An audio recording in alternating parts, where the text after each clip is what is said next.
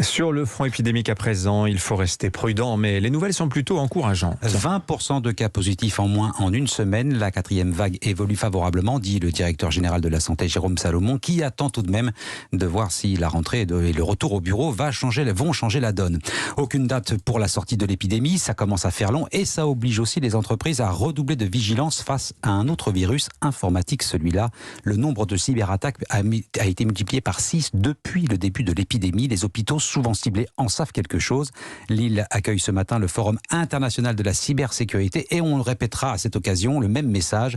Il ne faut pas prendre cette menace à la légère, Clément Le Saffre.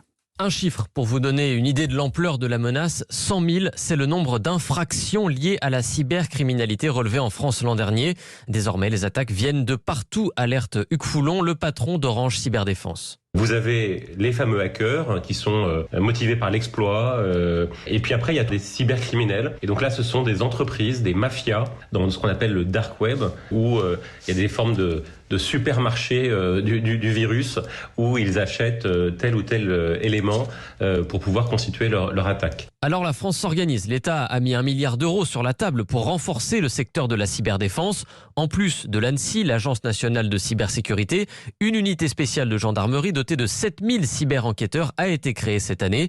Pour Philippe Trouchot, expert en cybersécurité chez PwC, ce ne sont pas les moyens qui comptent, mais la façon dont on les utilise. Les attaquants, ils collaborent très bien entre eux, grâce au dark web notamment. Ils échangent beaucoup d'informations de manière très rapide. Et il n'y a aucune entreprise ou aucun État qui tout seul résoudra le problème de la cybersécurité. Un vœu bientôt exaucé, l'ANSSI et la gendarmerie vont mettre leurs forces et leurs connaissances en commun avec de grandes entreprises et des startups au sein du Campus Cyber, un lieu unique qui va voir le jour à la Défense cet automne.